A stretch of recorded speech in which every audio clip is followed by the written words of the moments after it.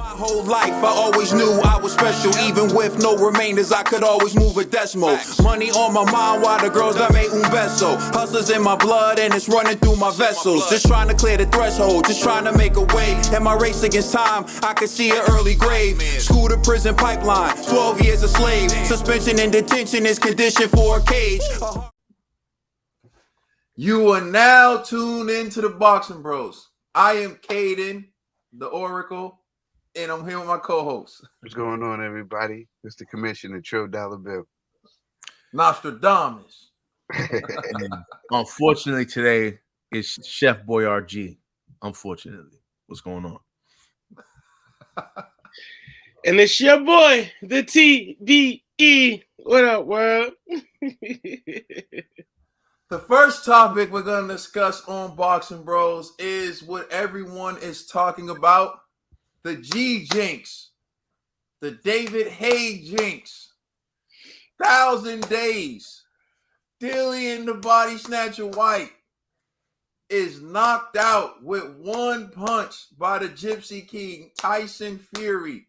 An uppercut to the chin. And we have someone on Boxing Bros who's been trying to tell you this for a long, long time. We have Nostradamus who's been trying to tell you all this for a long, long time, but y'all didn't want to listen. We're going to open up with Trill Dollar Bill.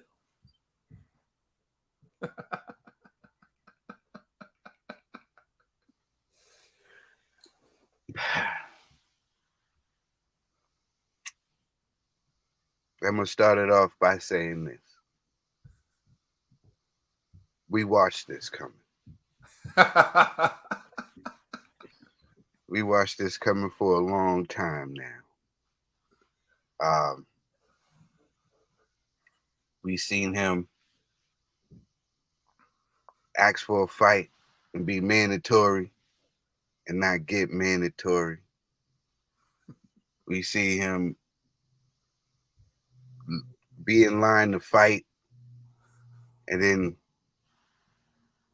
lose the fight, got to come back and rematch and win and get that number one position back. Bro, we see him be in line to fight, test positive, only to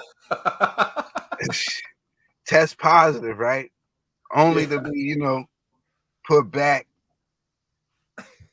Been mandatory for over 1,000 days. Been ridiculed.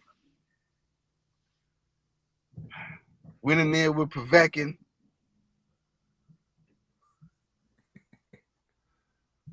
Had to go in there with Povetkin again and right that wrong.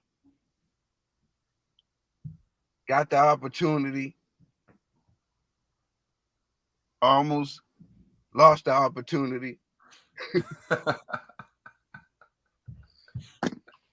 He didn't like the money he was getting. He had to go to arbitration. He did. Yeah. Listen, I'm just basically just summing it all up. Just to put it in the pot. And just sum it all up by saying this. Just 2 words to describe how I feel right now in this moment. Poor Dillian. Facts. Facts. I've been saying this for a long time. Poor Dillian. If you didn't see this shot coming,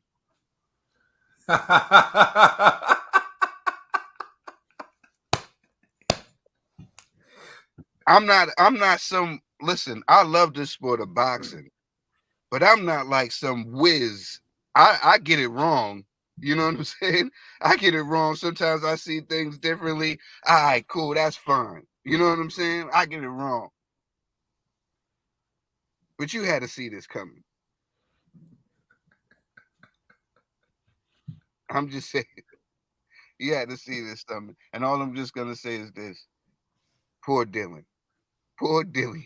That's all I'm saying. You know who didn't see it coming, right, Trill?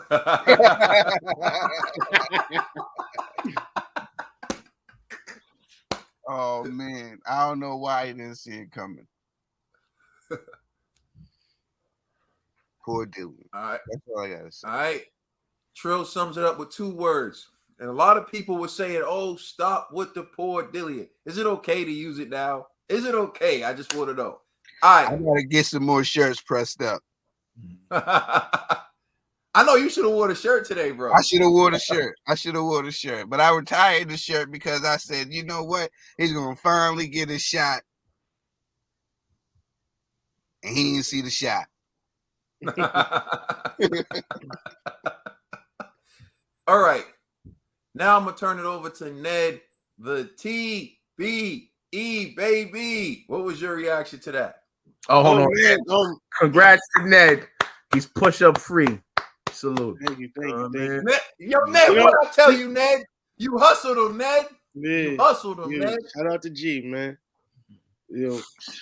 Easy money. You different. But listen, this fight, I expected Dillian to get knocked down, but I didn't think this punch was gonna take him out like that. Like, I thought, Dillian was gonna get wild and get knocked down from exhaustion, but he still would have the dog in his fight. Nah, yo, we some of our co-hosts, one of the co-hosts on the show used to claim Fury had pillow fist, but he's showing all his fighters got pillow face. They Somehow face that seemed like a pause-worthy moment, but go ahead. Pillow face. Yeah. Sleep on his mouth.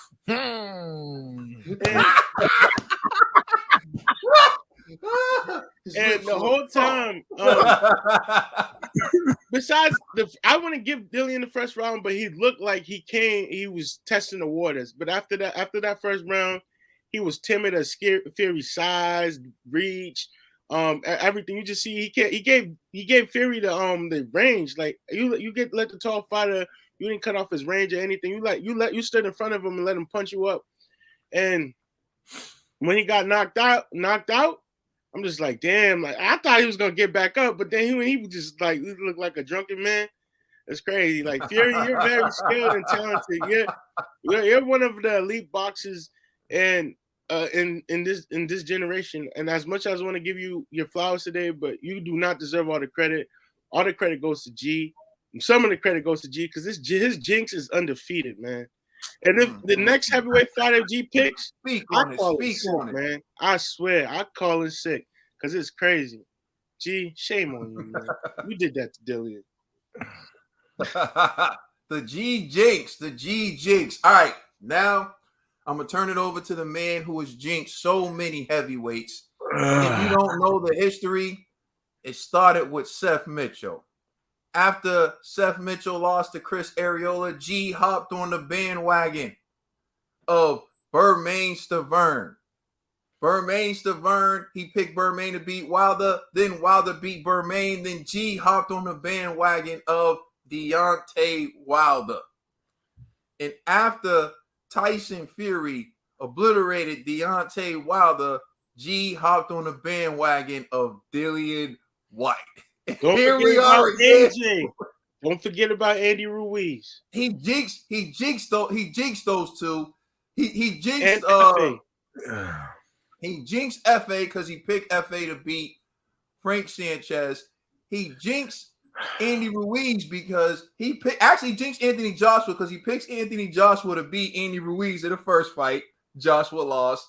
Then he picked Andy Ruiz to beat Joshua in the second fight. Andy Ruiz lost. He picked AJ to beat Usyk. AJ lost. So this is what it is. G has been jinxing heavyweights for the last 10 years.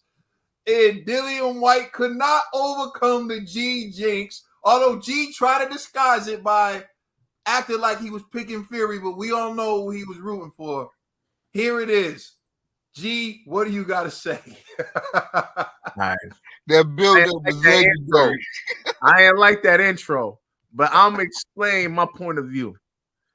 Listen, I'm going to keep it 100. In my heart of hearts, I felt like Wilder should have won that first Fury fight with that knockout. Jack Reese done messed the game up and allowed my man Tyson Fury to wake up. And ever since then, it's been downhill for my man Wilder. So I was like, I don't give a damn. I'm rooting for whoever's going up against Fury. If my man Ngannou goes up against Fury, I'm picking Ngannou. I'm team Ngannou. I'm just keeping it 100 with y'all. But anyways, let me say this. I knew Dillian Ngannou after that fight. I knew Dillian wasn't the best heavyweight. Let's just keep it 100, right? And I was really on some, all you gotta do is get lucky and land a hook. You know, like I'm gonna be 100. I just thought Tyson Fury was gonna underestimate my mans. I thought he was gonna think this is gonna be a light fight and probably make some mistakes like he did with like Schwartz and the other guy. So I'm like, all right, Dillian, play dumb, stay humble. You see, Dillian was quiet throughout the promotion. He wasn't trying to get Tyson Fury upset. So I'm thinking, all right, I see the strategy. I feel you. But then when I seen my man Dillian like get to the ring and he just started OD praying, like, please don't let me get rocked in the chin. I was like, I didn't like that energy. And then, I will say this. Tyson Fury's entrance, the only thing I had issues with was that trashy mix that they did with Biggie. You know what I'm saying? At first, I was like, oh, he's coming up. Watch your mouth, G. That was a classic mix. Biggie and Kings of Leon. Man, listen, horrible mix. I was like, that was so offbeat. I was like, yo, what are they doing to my man Notorious, man? Hey, yo, listen, he said, it was juicy and sex is on fire. Yeah. You know what he was saying? He was going to F him. Listen. But I ain't going front. When they charged the ring, when they started running towards the ring, I was like, all right. His entrance was cute. Dillian's entrance was just Dillian's. It's basic. And I'm like, bro, you ain't going to switch it up. This is the best. This is like the biggest moment that you're going to have in your career. Stunt on him. Nope. So it's like it's like he came there. Right. It was going to be his 15 minutes of fame, that ring walk. Yeah. So it's like, why not do what the dude, remember To Go? Remember how he was dancing and stuff? It's a moment, shine on him. Like, you know what I mean? Dutchy wanted to send him to the ring or something for Dillian. But this is my real problem. As y'all know, man, the heavyweight division, sometimes I make my decisions based off of my allegiance to certain fighters, right? So I was like, you know what? I don't even like Dillian. Y'all know in the past I've talked a lot about Dillian's character. I definitely didn't like how he was disrespecting Wilder's kids. But my mind was like, the enemy of my enemy is my friend. Come to find out, the reason why you're not my friend is because you're not even a strong enough enemy. You know what I'm saying? So I'm being honest, it was despicable. Now, listen, I did give Dillian the first round.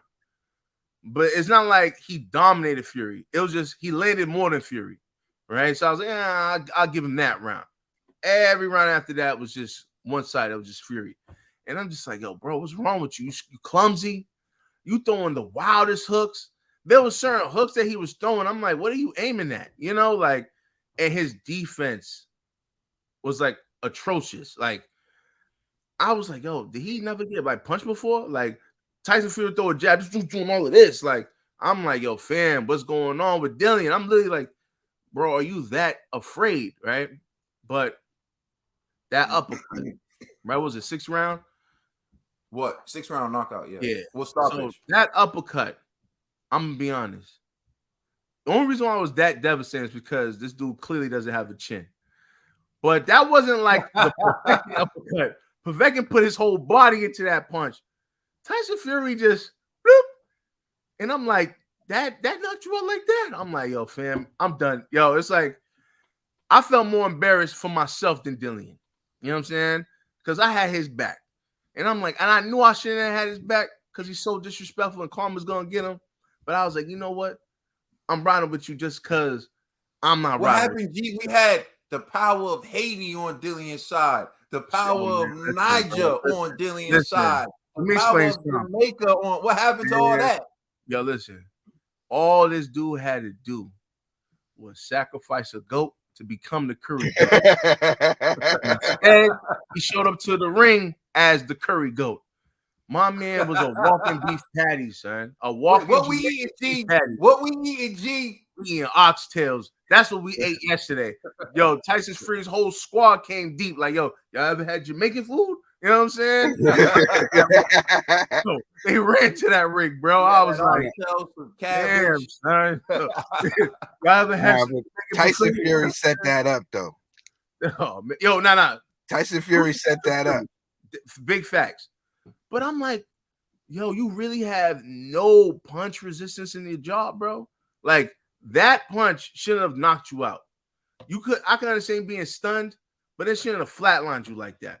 My man has no stability in that jaw. He didn't have a six-pack in the chin, Listen, G. you gotta understand, G. You see how big Tyson Fury is now.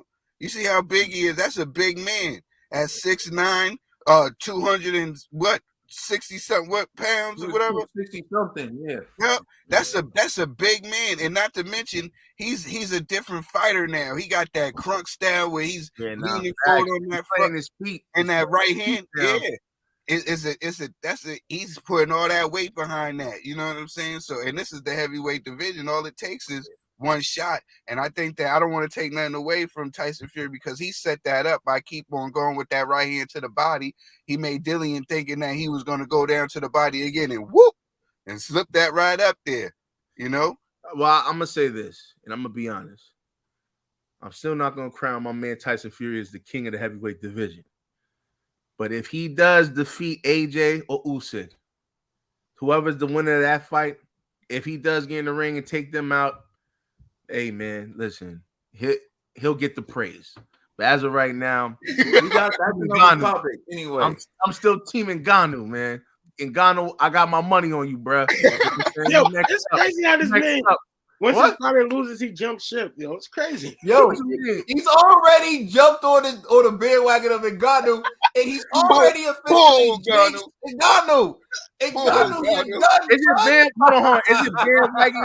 Is it bandwagoning if you just saying, yo, I just want listen, that's another topic anyway. So we'll get into it on that topic, G. But G, that's how fast it is for you to just switch the bandwagon and jinx another fighter, bro. It just was just like that. Just like that.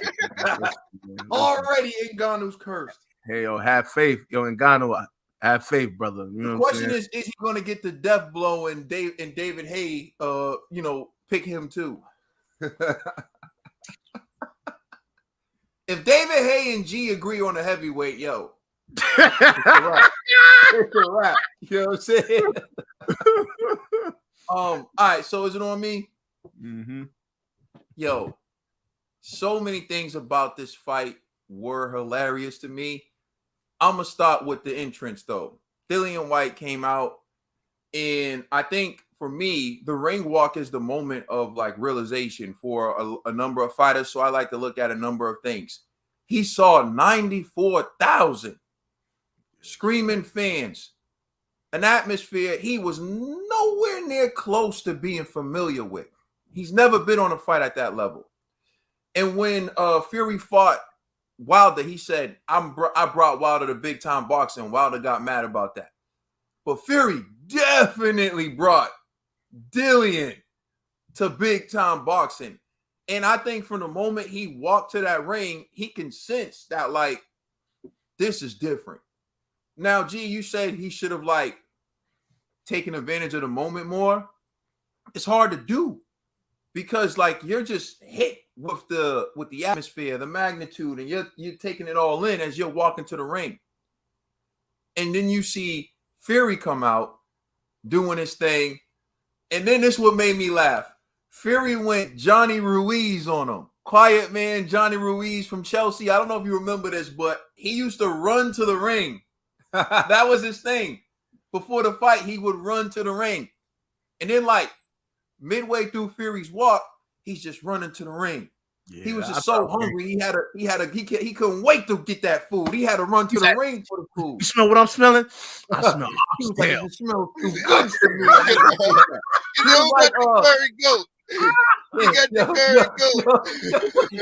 It was like the Popeyes chicken sandwich when they were pulling out guns. He's like, I smell jerk chicken. You remember when the Popeyes chicken sandwich first came out? They were like, they pulling guns out on them when they ran out. Fury was like the last two real. left. So Fury ran to that ring, right? Yo, it was like Dayman in Friday when Magic Mike was using the bathroom. He was like, "Let's pitch on the line. It ain't nothing like it."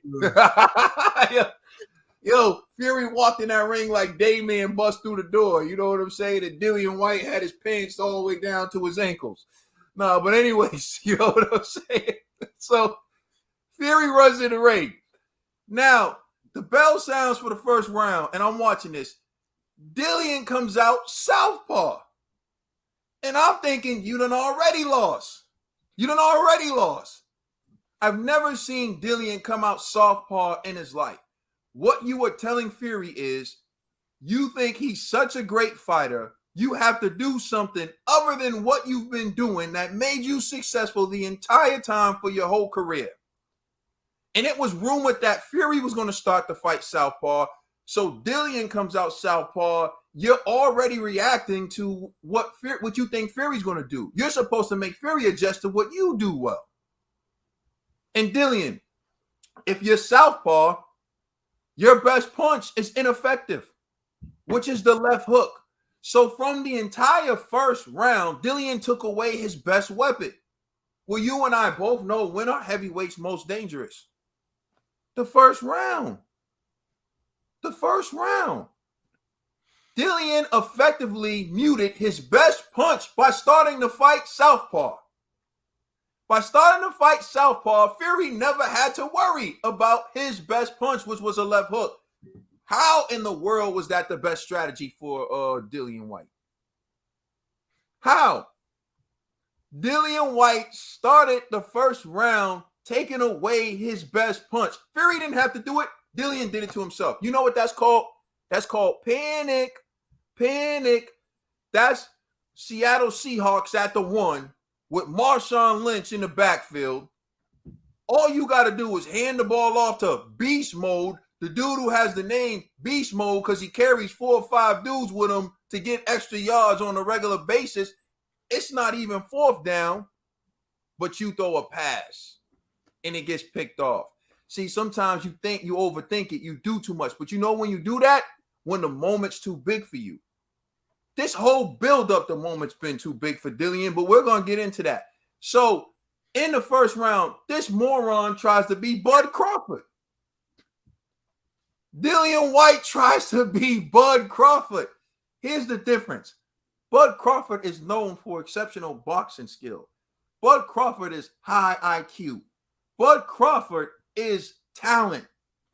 Bud Crawford knocks people out, but it's not because he's a power puncher. It's because of timing, punch placement, systematically breaking down your fighter throughout. So that's what makes Crawford able to succeed at southpaw. What were you trying to accomplish? So there's that. So then the second round, Fury comes out southpaw. And I'm just like, what is this? Like, this is the joke. So in my opinion, the fight didn't even start until the third round. When they both actually came out to try to fight one another. It was like games and gimmicks from the first and second round.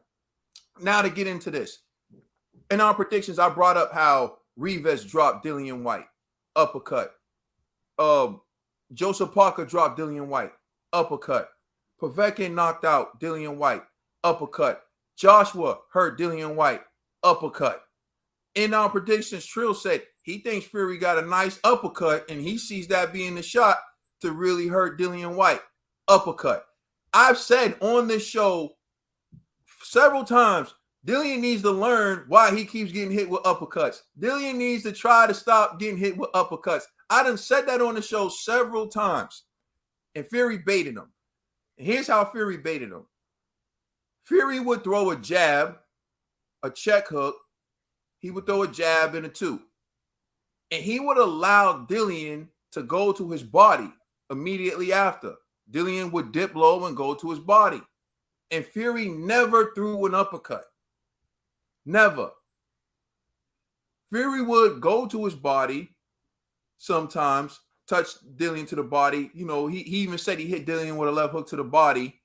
And he was like, oh, you felt that, huh, body snatcher, right? But he never threw an uppercut. And once Dillian got in range, being lazy, which is another thing I told you, Dillian White got the Amir Khan complex where he just loses concentration and forgets that he's in the ring. Got in range, lackadaisical, and then Fury just ripped it. Perfect shot. The first one we really seen that whole fight, and it's the only one we needed to see. I told you there were levels to this. You may like a fighter. I saw in the comment section, Caden's talking rubbish. He's talking rubbish. I told you Dillian was regressing. Come on, man. That dude swung and missed so badly that he had to hang on to the ropes. Excuse me. And then Fury went up on him, went in his ear and was like, Dillian, you missed me. Like, yo, it was violation. You like Dillian. Bro, that was embarrassing. He flat out embarrassed Dillian. He made Dillian look like a club fighter. Levels. Hold on. You forgot one. The one last thing that was like the ice. It was the cherry on top of the sundae. Dillian finally gets up. Tyson Fury goes over, kisses him on the head. Mwah. I was like, damn, son, that it just hurt. I was like, yo, Dillian's, you know, I was about to panic just now, but yo, I'm gonna close with this though. That was disrespect. You know what I mean? I'm gonna close with this though. Do y'all respect the man now? Because I told y'all this dude is not a joke. He's not a joke. He's not a game. I know, like, you know, they say like the biggest trick the devil ever played was he convinced the world that he wasn't real. Mm-hmm. Like, the biggest trick that Tyson Fury plays on all of y'all is he makes y'all think he's a joke. Makes y'all think that he's a joke. Oh, he can't punch. He can't punch. He can't punch. Don't let that muffin top fool you. You know what I'm saying? Really? He can't punch? Oh, he didn't want to fight this person. Oh, he's a punk. Yo, dude. Y'all, oh, he won't fight this guy. He won't. That's what I hate, when he won't fight this guy. Yo, when that dude is in the ring, trust me, he's out for blood. He's out for blood. And he's not afraid of none of these guys. Like, he's not afraid. So y'all need to rethink how you look at this man. I know he jokes, he contradicts himself, he does whatever. Yo, in that ring, when the bell sounds, it's going to be very hard for any fighter in the world to beat Tyson Fury. I'm done. There's only one Tyson Fury. And there's another dish I forgot to mention. When Fury uppercutted White was on the floor flopping his legs, looking like stewed chicken. You know what I'm saying? Let us know how you feel in the comment section. Please like and subscribe. Check us out on Instagram and Twitter. I'm ordering Please check out our Jamaican today, no podcast cap. for all major Uber streaming Eats, baby. Let us know your favorite dish also in the comment section. It's the What's your Bro. favorite Jamaican dish?